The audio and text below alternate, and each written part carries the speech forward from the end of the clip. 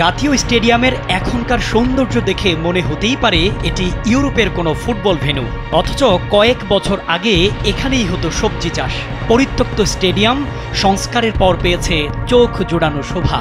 শুধু জাতীয় স্টেডিয়ামে নয়, জানলে অবাক হবেন নয়নাভিরাম সিলেট আন্তর্জাতিক stadium, home of cricket Mirpur Sher-e-Bangla স্টেডিয়ামেরও রূপকার একজন ব্যক্তি। দেশের আইকনিক 3 ভেন্যুর নবরূপ দেওয়া স্থপতি মাসুদুর রহমান খান মুখোমুখি কালবেলা স্পোর্টসের জানালেন, জাতীয় স্টেডিয়ামের মতো বদলে দেয়া যেতে পারে 20 বছরের পুরনো মিরপুর স্টেডিয়ামকেও। হোম অব ক্রিকেটের গ্যালারিতেও ছাউনি সংযোজন বটেই, প্রায় দ্বিগুণ করা যেতে পারে আসন সংখ্যাও। জাতীয় স্টেডিয়াম যেভাবে দৃষ্টি কেড়েছে, সংস্কার হলে হোম অব ক্রিকেট স্থান করে নিতে পারে বিশ্বের সেরা স্টেডিয়ামগুলোর একটি হিসেবে। এটার চেহারাগত যে অবয়বগত যে ব্যাপারটা, যেটা আমরা একটা রেড অ্যান্ড হোয়াইট ব্র্যান্ডিং বা গ্রে কালারের একটা ব্র্যান্ডিং আছে, এটা আমরা আমাদের দেশের যে দুটো রং আছে, সবুজ আর লাল, আমরা এই স্টেডিয়ামটাকে লালে আনছি, মানে অর্থাৎ আমরা সেই পতাকা থেকে লাল রংটাকে নিয়ে কাজ করেছি। আর ঠিক একইভাবে আমরা শেরেবাংলা হোম অফ ক্রিকেট যেটা করেছিলাম, সেটা আমরা সবুজটাকে দিয়ে কাজ করেছি। তো দুইটার মধ্যে আমরা যেহেতু ঢাকার মধ্যে দুইটা স্টেডিয়াম, একটা লাল আর একটা সবুজ, এটা আমাদের ভিতরে একটা কনসেপ্ট হিসাবে কাজ করেছে। সত্যিকার অর্থে পিছনের কথা হলো, আমি একজন শুধু স্থপতিই না, আমি খেলাধুলার সঙ্গে সম্পৃক্ত ছিলাম।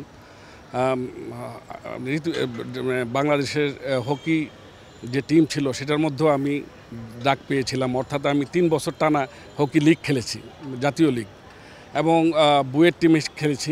তো খেলাধুলার প্রতি আমার একটা আগ্রহ স্থপতির বাইরেও ছিল বলেই আমার একটা আলাদা দৃষ্টি হয়তো বা ছিল, যেটা হয়তো আমি ইচ্ছা করে করি নাই, ছিল।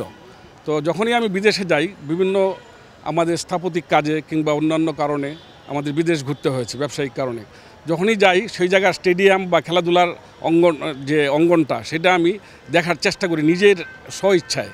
এটা আমার একটা নিজস্ব আগ্রহ। আমি যে স্টেডিয়াম করব ভবিষ্যতে বাংলাদেশে, সেই চিন্তায় করি নাই, হয়তো এমনিতে আমার একটা আগ্রহ, নিজস্ব প্যাশন, এবং আমি খেলাধুলাকে ভালোবাসি, সেটারই হয়তো বা বহিঃপ্রকাশ, হয়তো বা আমি স্থপতি করাতে এখানে ঘটতে কিছুটা পেরেছে আর কি, আমার মনে হয়। প্রথমে চিন্তা করেছিলাম, এখন তো বাজেটের কারণে আমি পুরো কাজটা করতে পারি নাই, প্রথমে চিন্তা করেছিলাম দর্শকদেরকে আসলে রাস্তা থেকেই কন্ট্রোল করব। রাস্তা থেকেই তাদের যেভাবে মিরপুরে করা হয়েছে, যে টার্নস্টাইল সিস্টেম দিয়ে, ওখান থেকে ওরা দোতলায় চলে আসবে, নিচে আর কোনো কারো যেতে হবে না, শুধুমাত্র ভেহিকেল এবং গাড়িগুলো নিচে যেতে পারবে।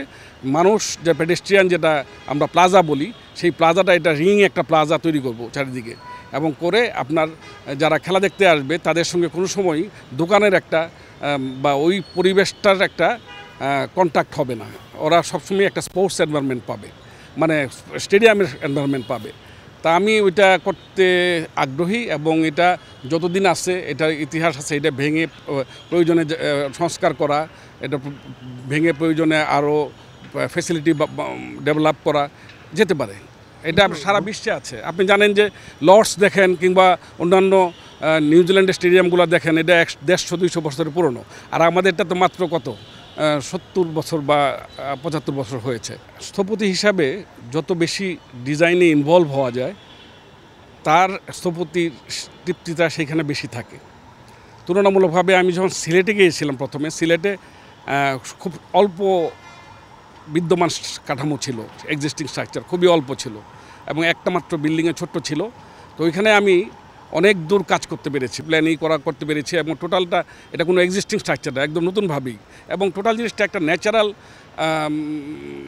বিষয়টাকে ওখানে প্রায়োরিটি দেওয়া হয়েছে, যেহেতু ওইটা একটা সেটিংসটাই এরকম একটি সুন্দর জায়গা, মানে অনেকগুলো পাহাড়ের ঢালের মধ্যে, এবং সেই জিনিসটাকে যাতে সবাই খেলা দেখতে গেলে উপলব্ধি করতে পারে, এবং সেটার খেলা চলাকালীন সময় যারা ক্যামেরা ধরবে, তারা যাতে এই ফেসিলিটিটা, এই বৈশিষ্ট্যটা পায়, যে এটা দেখলেই বুঝবে যে এটা সিলেট স্টেডিয়াম। তো সেই কারণে আমি বলবো যে সেই দিক থেকে আমি সিলেটে বেশি হ্যাপি। তারপরে এটাতে আরও কাজ করার আছে, আসলে স্টেডিয়ামে কাজ করতে পারলে তৃপ্তি বাড়ে। যেমন মিরপুরের ক্ষেত্রেও আমার ভাবনা ছিল যে 3rd টায়ার করা যাবে, কারণ ওইটা যথেষ্ট শক্তিশালী স্টেডিয়াম স্ট্রাকচারালি, এবং এটা খুব বেশি দিন পুরনো না। তো এখানে করার পরিকল্পনা ওরা বিভিন্ন সময়ে নিচ্ছিল বিভিন্নভাবে, কিন্তু সেটা সময় সাপেক্ষ। আমি মনে করি সেটা করতে করতে হচ্ছে, আমরা ধরে নিই যে 5-6 বছর সময় লাগবে। সেই সময়টুকু আমরা যে এক্সিস্টিং যে হোম অফ ক্রিকেট আছে, এটাকে আরও সুন্দরভাবে ডেভেলপ করা যায় এবং এটা থার্ড লেয়ার করা যায় গ্যালারির, মানে এখন তো যেমন ফার্স্ট সেকেন্ড মানে দোতলা আছে, সেটাকে তিনতলা পর্যন্ত করা যায় এবং পুরো স্টেডিয়ামকে ছাউনির আওতায় আনা যায়, তখন এটা কিন্তু একটা ল্যান্ডমার্ক ভেন্যু হিসাবে, বাংলাদেশের ক্রিকেটের ভেন্যু হিসাবে আরও প্রতিষ্ঠিত হবে বলে আমি বিশ্বাস করি। আমি সেটাই বলছি যে আমরা এখন আছে দোতলা পর্যন্ত, সেটাকে আমরা ক্যাপাসিটি বাড়িয়ে, কারণ ক্রিকেটে আপনি জানেন যে প্রচুর এক একটা খেলায় অনেক সময় প্রচুর দর্শক হয় এবং টিকিটের ডিমান্ড থাকে প্রচণ্ড। সো আমরা দর্শক বৃদ্ধির বিষয়টা এখানে প্রায়োরিটি দেওয়া উচিত এবং আরও কিছু ফেসিলিটি লাইক মিউজিয়াম, লাইক একটা ক্রিকেটার্স ক্লাব, হ্যাঁ ওই আমার কিন্তু ডিজাইন করাই আছে, মানে কর্তা ব্যক্তিরা বা স্টেডিয়ামে এই ক্রিকেট বোর্ডে যারা আছেন তারা যদি চায় এই ক্ষেত্রে আমরা সহযোগিতা করতে পারি এবং একটি আরও আদর্শ একটি আন্তর্জাতিক মানের ভেন্যু, যারা ইউরোপে যেরকম একটা ক্রিকেট ভেন্যু থাকে ওভাল টোভালের মতো, আমরা সেই দিকে করে ফেলতে পারি। এক্সিস্টিং লোকেশানই করা সম্ভব, কারণ এটাতে অলরেডি একটা ইতিহাস হয়ে গেছে, অনেকগুলো খেলা হয়েছে এবং এটা অলরেডি সারা বিশ্বে মিরপুর পরিচিত। ইংল্যান্ডের যে ভেন্যু আপনার এমিরেটস পুরোটাই লাল, কিংবা নুই ক্যাম্পে দেখবেন এক পাশে একদম ডিপ মেরুন, হ্যাঁ মানে পুরা শেডি। তো ওদের দেশ যেহেতু আবহাওয়াটা ওইরকম, মানে আমাদের দেশের মতো গ্রীষ্মকালীন সূর্যটা রোদটা ওদের এখানে কখনো পড়ে না, যে কারণে ওদের ফেডের ভয়টা কম। আমরা সেদিক থেকে আমরা এই জন্য বেশি একটা কালার ইউজ করতে পারি না, সেটা সত্য। তবে আমরা যখন টেন্ডারে দেই তখন কিন্তু আমরা একটা ক্লজ দিয়েছিলাম যে কালারটা অবশ্যই 10 বছর মিনিমাম টিকতে হবে। তো এই ধরনের মেটেরিয়াল সাধারণত ধরেন 15-20 বছর ম্যাক্সিমাম স্থায়িত্ব, তার মধ্যে 10 বছর যদি কালার ফেড আউট না হয়, দ্যাটস অল।